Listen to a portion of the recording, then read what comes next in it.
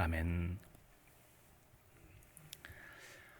존귀하신 예수님께서 황송하시게도 우리를 친구로 삼아 주셨습니다.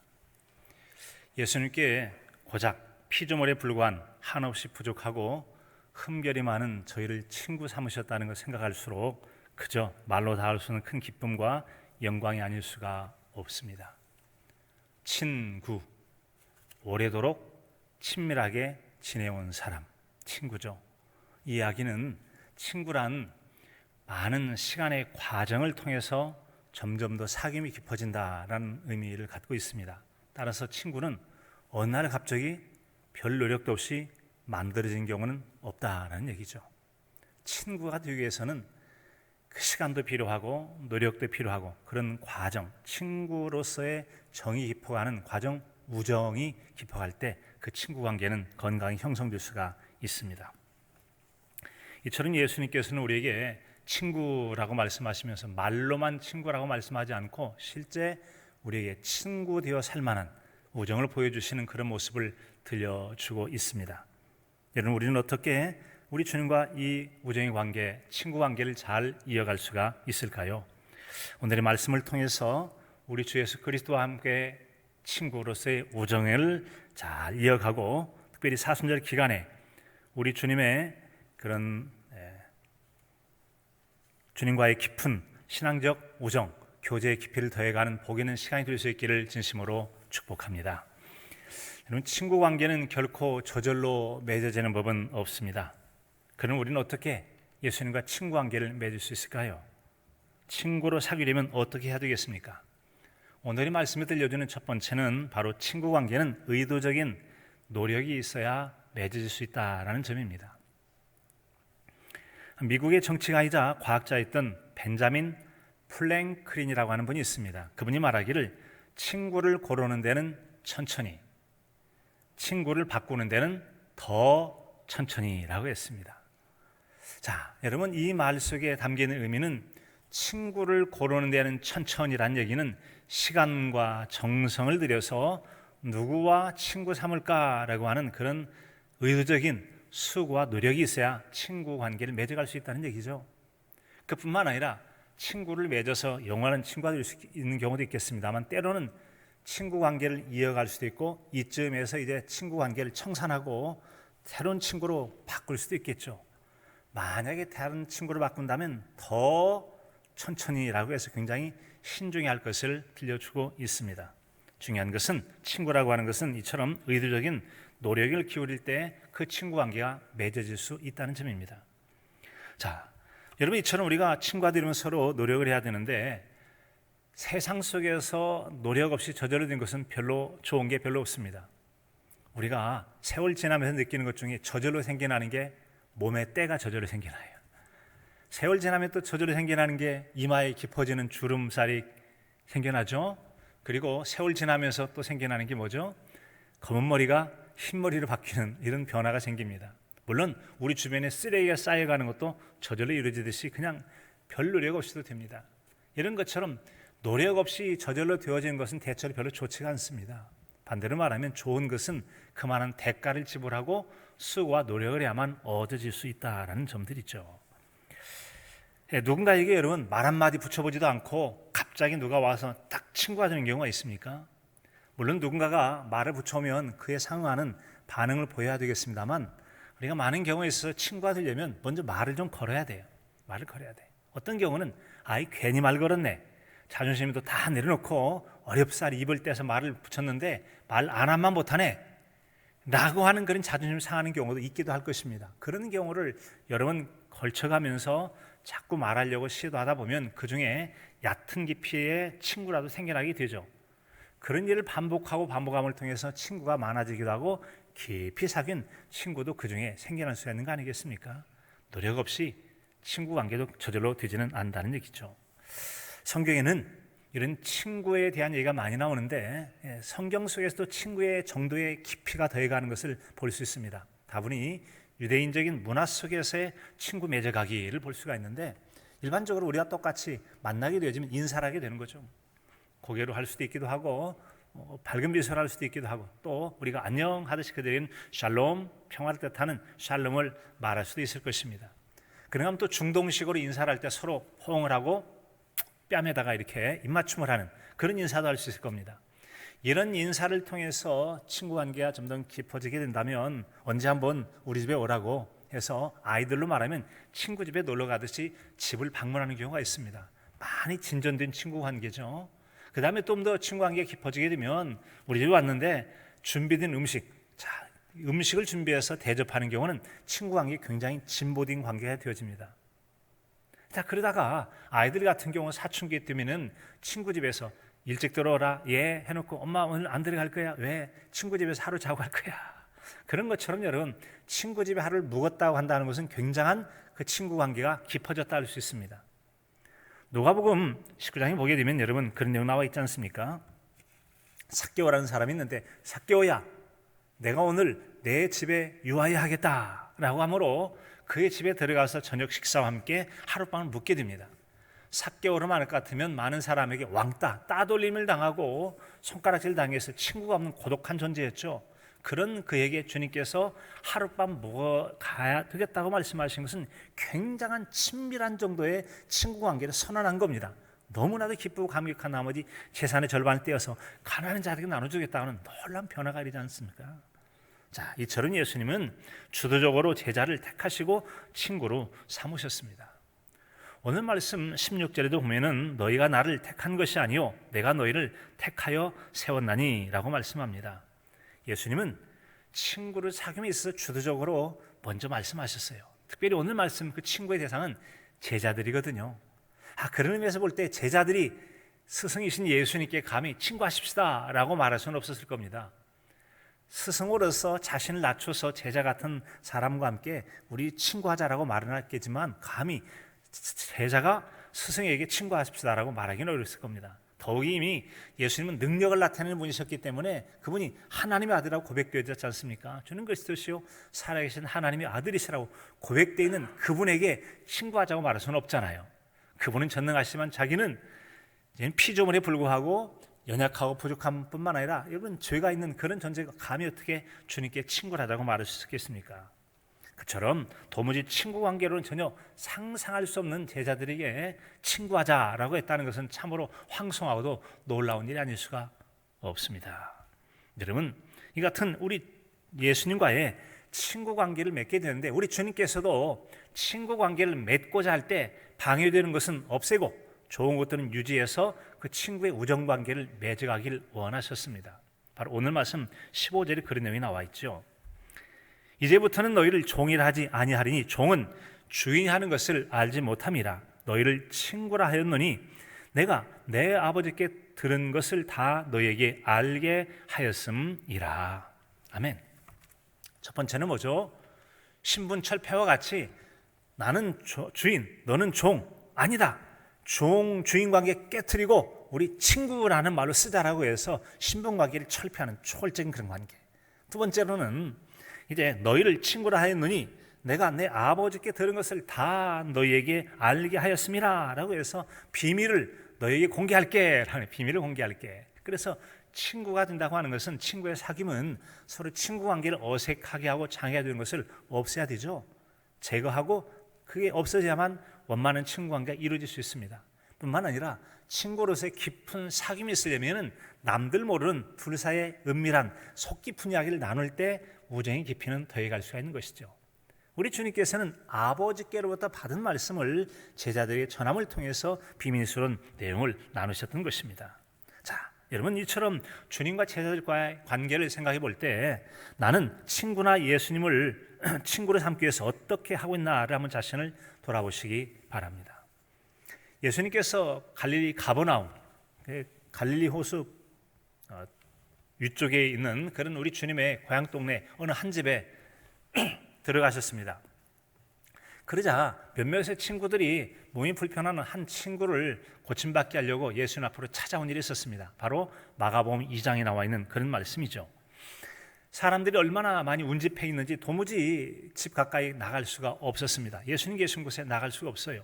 자, 근데 아침 보니까 길이 있긴 있네 생각을 하고 그 친구들이 한 중풍병자를 어깨에 메고서 집 계단에 올라간 다음에 지붕에서 구멍을 뚫어가지고 예수님 곳에 내렸던 일이 있었습니다. 그때 예수님 보고 그들을 보시고 이제 소자야 내 죄가 고침을 받았느니라 라고 말씀합니다. 내 죄사함을 받았느니라.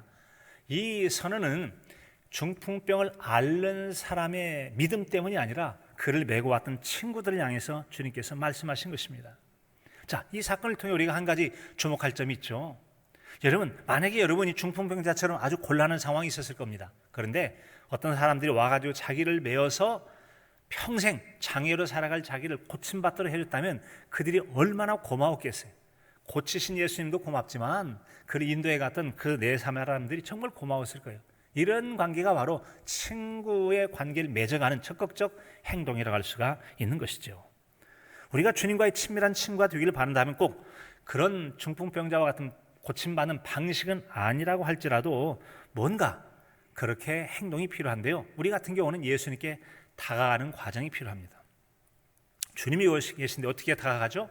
이미 우리는 지난주에 오늘 말씀 속에서 우리를 친구로 여기시면서 손을 내미신 겁니다. 손을 내미면 그 손을 마주 잡아줌을 통해서 우리는 그에 반응을 하고 친구 관계를 맺어갈 수가 있는 거 아니겠습니까? 사랑하는 성도 여러분, 그렇습니다. 오늘 말씀 14절에도 보면은 너희는 내가 명하는 대로 행하면 나의 친구다라고 말씀하시므로 주님께서 내가 명했거든 반응, 명한 대로 행하면 친구가 될 수 있어. 그 말을 맞잡게 되면 주님과의 친구 관계가 맺어질 수 있음을 말씀했습니다. 사랑하는 성도 여러분, 주님의 말씀과 같이 주님의 말씀에 응하여서 좋은 친구의 관계, 우정을 쌓아가는 우리 모두이길 진심으로 소원합니다. 두 번째로는 좋은 우정은 친구를 위해서 대가를 지불해야 됩니다. 친구 관계에 저절로 되지 않는다는 거죠. 뿌린 대로 거둔다는 말이 있습니다. 뭔가 곡식을 뿌리든지 노력과 수고와 땀 흘림이 있든지 연구를 하든지 그럴 때 그에 상응하는 좋은 결과를 거둘 수 있게 된다는 점이죠. 남보다 더 낫고 남보다 뛰어나고 더 많은 큰 성취를 얻기를 원하면서 가만히 앉아서 되겠습니까? 무언가 남달리 많은 연구와 수고와 노력과 끈기가 필요하죠. 그럴 때 그 노력과 수고에 상응하는 좋은 결과가 주어질 수 있다는 점이죠. 이건 세상 일뿐만 아니라 친구와의 우정 관계를 맺는 것도 마찬가지일 수 있습니다. 그래서 친구는 무언가를 서로 주고받으면서 그런 노력과 수고를 통해서 맺어질 수 있다는 점이죠. 이 같은 주고받음의 관계를 통해서 좋은 관계에 맺어질 수 있음을 예수님은 이제 마태복음 7장 12절에서 인간관계의 황금줄이라고 말하는 이런 말씀을 들려주시죠. 그러므로 무엇인지 남에게 대접을 받고자 하는 대로 너희도 남을 대접하라. 너희도 남을 대접하라. 이것이 바로 율법과 선지자의 강령이라고 말씀했습니다.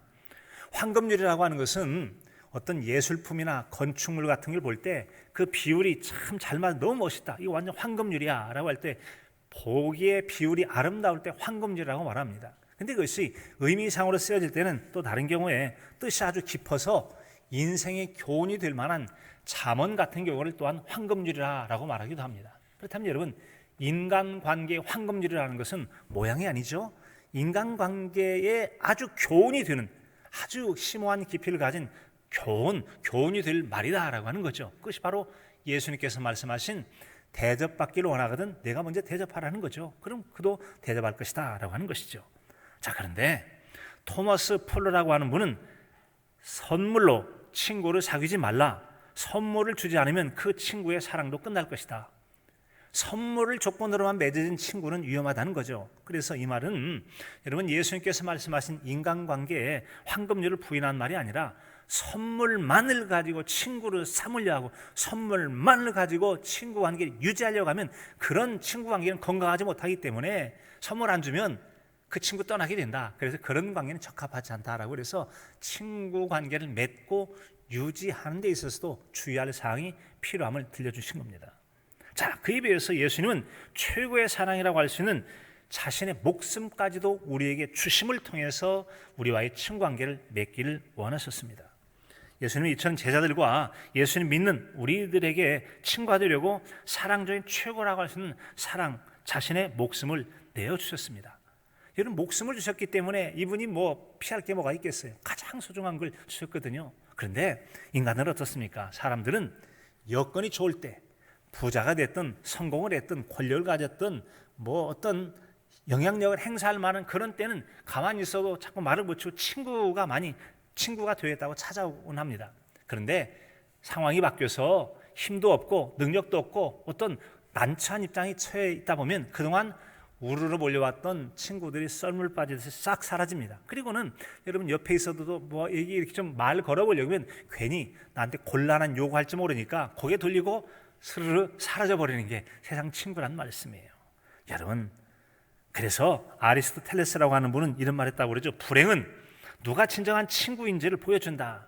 좋을 때는 친구와 구별이 안 되는데 어려운 일 당해보면 누가 진짜 친구인지 아닌지를 나에게 보이는 반응을 통해서 알 수 있다는 점이죠. 로이스 맥메스터 보열이라고 하는 분도 비슷한 말을 했는데 역경은 누가 진정한 친구인지를 가르쳐준다. 우리가 불행을 당하고 역경을 겪을 때 보면 내 주변에 어떤 머물러 있는 사람의 태도를 볼 때 누가 진짜 친구인지 그냥 친구인지 친구 아닌 사람인지를 알 수 있다는 것이죠. 자, 여러분 그렇습니다. 그러나 예수는 온 천하를 주고도 살 수 없는 가장 소중한 목숨을 친구를 위해서 기꺼이 버리실 것을 오늘 말씀 13절에 말씀해 주고 계시죠. 사람이 친구를 위하여 자기 목숨을 버리면 이보다 더 큰 사랑이 없나니라고 말씀하셨어요. 예수님께서는 우리에게 친구를 삼으시려고 목숨까지 내어주셨어요. 그런데 감히 뭐 물질적인 손해, 입장 곤란한 것 그것 비교가 되겠습니까? 전혀 문제가 되지 않을 만큼 우리 주님은 세상 끝날까지 언제라도 우리를 떠나지 아니하시고 함께 해주시는 임마누엘의 주님이 되실 줄로 믿습니다. 바로 우리가 믿는 주님 바로 그런 분이시라는 거죠. 우린 지난주에도 그런 좋은 친구 된 분이 예수님이기 때문에 결코 놓쳐서는 안 될 언제라도 함께해야 될 소중한 분이 바로 예수 그리스도라고 말씀드린 바가 있었습니다.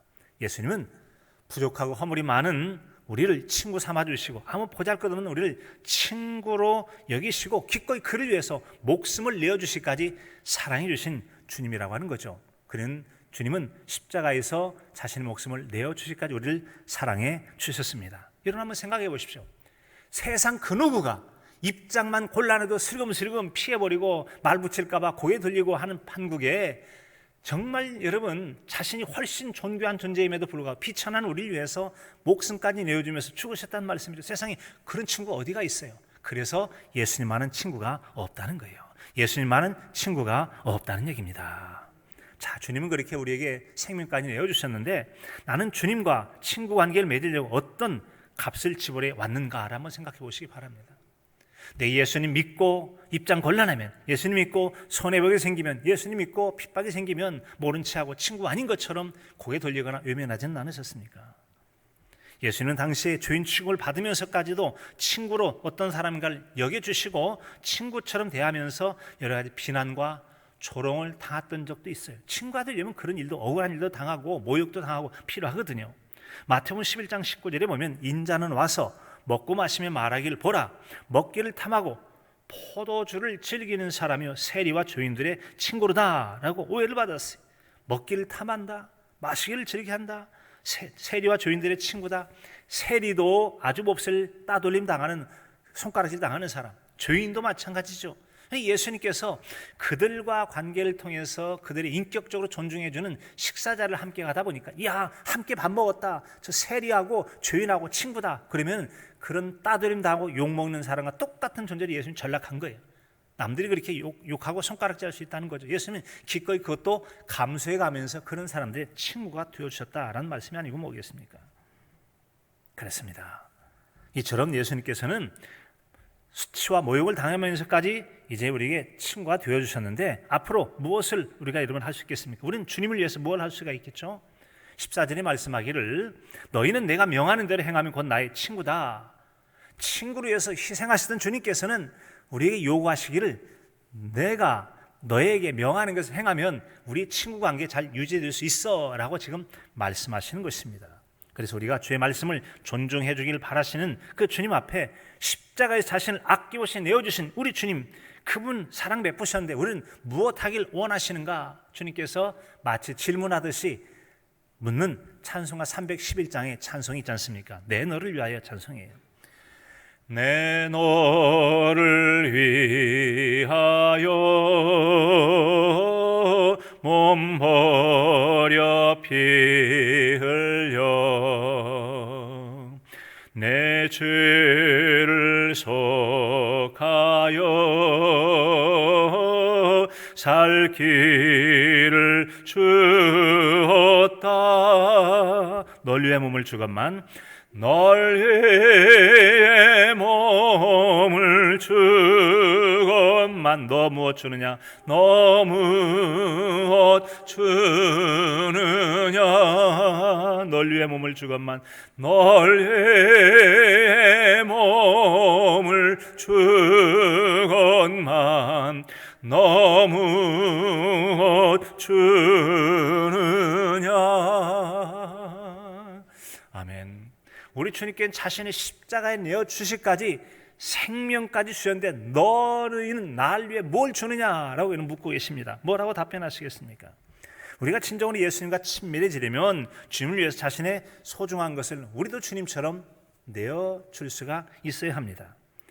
인생을 헌신하고 독신으로 선교하는 사람들 중에 이제 그런 분을 볼 수가 있는데요, 그분 같은 경우는 돈이나 성공보다 더 소중한 자신의 인생까지도 온전히 주님께 헌신하며 살아가는 분이 있습니다. 그분이 바로 이제 금년 11월에 우리가 봉헌 예정인 캄보디아 생명구원교회 사역하고 있는 이철희 선교사님, 미혼이신데 50대 중반입니다. 이분은 이화여자대학에서 간호학을 전공하고 간호사입니다. 한국에서 간호사로 대형병원에서 일하다가 30대 중반에 캄보디아로 떠났습니다. 그리고 이화재단에서 만든 이화슬렁학교에서 교장도 얼마 동안 하다가 지금 현재는 보건소장을 하면서 학생들의 진료도 하고요, 지역민들을 위한 보건활동을 하고 있습니다. 주말이 되면은 학생들과 함께 이제 지역에는 쓰레기도 줍고 해서 환경활동을 하죠. 그리고 자전거도 함께 탑니다. 그리고 이제 일 마치고 나면 이제 보건소로 와서 아이들에게 먹을 것도 주고 주일이 되어지면 성경을 가르쳐요. 그 교회는 이제 목회자, 아직 교회는 없는데 그 목회자 지역에 이제 있는데 그분들에 의해서 어른들을 사역한다면 이분은 청소년 사역을 하게 됩니다.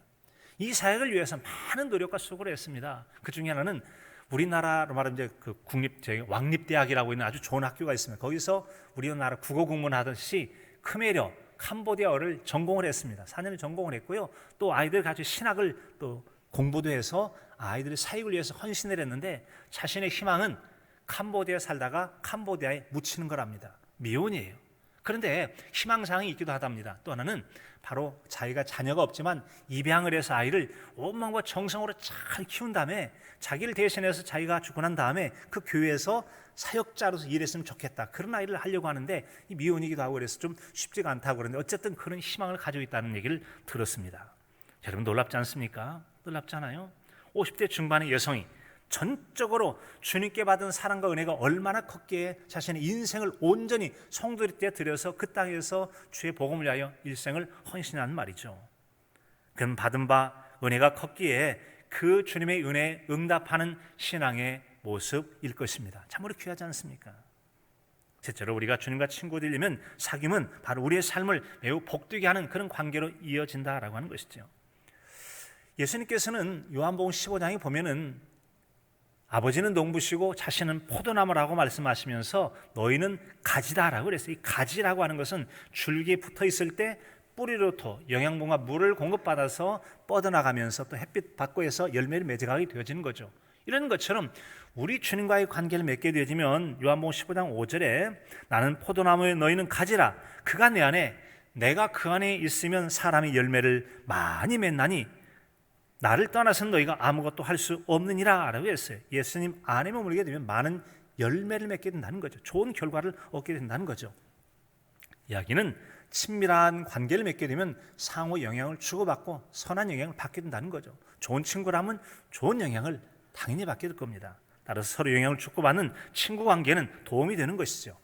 그래서 잠언서 17장 17절에 보면 친구는 사랑이 끊어지지 아니하고 형제는 위급한 때를 위하여 낫다. 형제는 어려울 때 힘대주는 게 형제잖아요. 그런데 친구랑 언제든 사랑이 끊어지지 않는데요. 그래서 잠언서 18장 24절에 보면 많은 친구를 얻는 자는 해를 당하게 되거니와 어떤 친구는 형제보다 친밀하니라. 형제가 위급할 때 꼭 필요하기도 하고 그런데 때로는 형제도 어려우면 나몰라라고 고개를 돌리지만 어떤 친구는 형제보다 훨씬 더 좋은 친구여서 떠나지 않고 그에게 힘이 되어주는 사람이 바로 친구다라고 하는 것이죠. 친구다. 그래서 여러분, 인생을 사람의 친구라는 상당히 소중한 존재입니다. 소중한 존재예요. 네, 우리나라는 매년 약 1000명 정도의 고독사가 있다고 합니다. 고독사는 이제 자기가 죽는 줄 모르고 주변 사람도 없이 혼자 머물러 있다가 그냥 이제 생을 마감하는 분을 고독사라고 해요. 우리나라 약 30만 호 정도가 이제 1인 거주자라고 합니다. 600만 정도가 1인 거주자래요. 그래서 점진적으로 독신 가구가 증가를 하고 고령화되고 또 양극화되고 치열한 경쟁 구도 속에서 사람의 외로움이 점점 더 커간다라고 해요. 그래서 이런 외로움의 정도를 측정하는 이제 그런 게 있는데, 사유관계와 고립의 정도들을 통해서 세 가지 질문으로 외로움 정도를 측정하는 게 있답니다. 여러분 몇 개나 해당되는지 한번 생각해 보십시오. 첫째는 내가 아플 때 도와줄 사람이 있는가? 아플 때 죽이라도 끓여오든 안부라도 묻는 그런 것처럼 내가 아플 때 누가 관심 갖는 사람이 있는가? 두 번째로 내가 우울할 때 대화를 나눠줄 사람이 있는가? 힘들고 어려울 때 바람 좀 쐬러 가자. 햇빛 좀 쐬. 그럼 훨씬 기분 달라져. 바람 좀 쐬러 갈까? 말에다 붙여줄 사람. 대화할 수 있는 사람. 세 번째는 돈이 필요할 때 빌려줄 수 있는 사람. 정도 차이 있겠습니다만 여러분, 이런 정도라는 거죠. 혹시 여러분의 대화가 필요하거든, 우울한 마음이 있거든, 우리 여러분 잘 준비된 분이 계세요. 60대 이후에 열심히 서울에 몇 년간 다니시면서 공부한 안효복 권사님이 계십니다. 그분 같은 경우는 여러분들의 마음에 우울하고 할 때도 대화하기를 참 원하고 계세요. 혹시 대화가 필요하다면 나에겐 친구가 없다고 하지 말고 한번 대화를 한번 해보십시오. 좋은 기회가 될 것입니다. 네, 여러분, 이처럼 우리가 이 땅을 살아가면서 친구와 함께 사는 삶이 행복감을 높여주고 타인과의 유대라고 하는 것은 실제적으로 어떤 상황에 대한 삶에 대해서 만족감을 높여주는 아주 몇 가지 그런 요인 중에 한 가지가 바로 친밀 관계를 형성하며 살아가는 거라고 말합니다. 그런데 이것이 한 연구에 따르면 누군가 친구가 됐던 인간관계, 친밀 관계를 형성하는 것은 우리 건강을 비롯해서 여러 삶에 큰 도움이 된다고 합니다. 이를테면 행복의 공식 최대한 쉽게 설명해 드립니다라는 책에 하면 이 수명, 사람의 목숨의 길이와 관한 사회적 관계, 그러니까 좋은 관계를 맺는 것은 평균적으로 흡연이나 고혈압, 비만, 규칙적인 운동과 똑같은 아주 굉장히 중요한 영향을 주는 것이 바로 좋은 관계를 맺는 것이라고 말합니다. 이에 비해서 외로운 사람은 나이와 건강 상태 그리고 성별과 무관하게 사람들 사이에서 제대로 배려받는다고 느끼는 사람보다 2배 이상 사망률이 높다라고 하는 것입니다. 이것은 흡연에 의한 사망률보다 높대요. 그러니까 담배를 안 피우지만 외롭게 되어지면 사망률이 월등히 높아진다라는 것이죠. 미국 스탠퍼드 대학에서 진행한 실험에 하면 아주 인상적인 결과를 보여주는데, 이제 말기 암을 앓고 있기 때문에 이제 죽기로 거의 계획되어 있어요. 3개월 남았습니다. 6개월 남았습니다. 이런 정도예요. 그런데 그 대학에서 두 집단은 나눠서 실험을 하게 됩니다. 어떤 분은 일상적인 그냥 검진 받고 가서 잘 쉬시면 됩니다. 보내요. 그런가 하면 한쪽 이제 집단에 대해서는 돌아가시면 됩니다. 대신 한 가지 가끔씩 일주일에 한 번씩 만나서 서로 대화도 나누고 의견도 나누고 그렇게 해보십시오. 그런데 조금 시간이 지나고 보니까 말이죠, 대화를 나눴던 분들이 고통은 절반으로 줄어들더라는 거예요. 고통이 훨씬 더 못 느껴요. 혼자 있는 사람은 더 아파. 혼자 있으니까 고통만 묵상해서 그러니 더 아픈데, 대화 나누고 일주일에 한 번만 만나더라도 고통 정도가 훨씬 줄어들더래요. 뿐만 아니라 시간이 지나고 보니까 여러분, 대화를 나눴던 사람이 그렇지 않은 사람보다 배는 더 살더라는 거예요. 3개월 남았었는데 6개월 남았었는데 1년 사는 거죠. 그런 것처럼 여러분, 혼자 고독하게 아픔을 끙끙 앓는 사람보다는 아픔에 대해서 말이라도 걸어주고 대화하고 이런 관계에 있는 사람들이 훨씬 더 수명이 연장되더라는 거죠. 그런 경우는 백혈병이나 심장마비를 앓았던 환자의 경우에서 똑같은 결과를 보여주더라는 것이죠. 자, 사랑하는 사람과 함께 가면 지루한 길도 오래 갈 수 있다고 그러죠. 자, 건강하게 살아가는데도 친밀한 친구 관계 좋습니다. 행복감도 높아집니다. 저항이 또 길어질 수 있고 수명도 늘어날 수 있다는 거죠. 이런저런 친구들의 도움이 많이 있는데, 우리가 친구로 삼을 수 있는 여러 친구들은 떠나기도 하고 변하기도 하고 그런데, 우리가 사귈 수 있는 최고의 친구는 구주 예수 그리스도이십니다. 세상 끝날까지 언제라도 변하지 않고 자신의 목숨까지 내어주는 사랑으로 우리를 돌보실 분이 예수 그리스도이신 줄로 믿습니다. 그분과의 친구 관계를 사귀게 됐을 때 복을 누리게 될 거라고 성경은 말씀해 주고 있어요. 예수님은 우리와 열매를 맺고 기도의 응답을 받게 하도록 우리에게 그런 은혜를 베푸신다고 성경이 말씀해 주고 있어요. 이처럼 주님과의 친구 관계를 맺을 때 어떤 복이 있는지 16절에서 이렇게 들려줍니다. 너희가 나를 택한 것이 아니요 내가 너희를 택하여 세웠나니 이는 너희로 가서 열매를 맺게 하고 또 너희가 열매가 항상 있게 하여 내 이름으로 아버지께 무엇을 구하든지 다 받게 하려 함이라.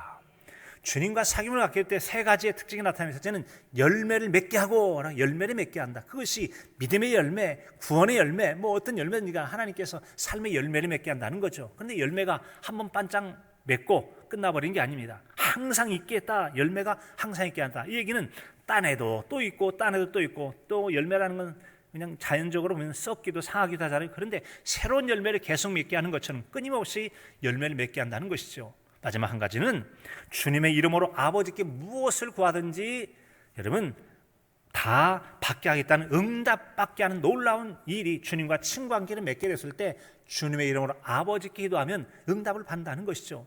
참으로 환상적인 친구 아닙니까?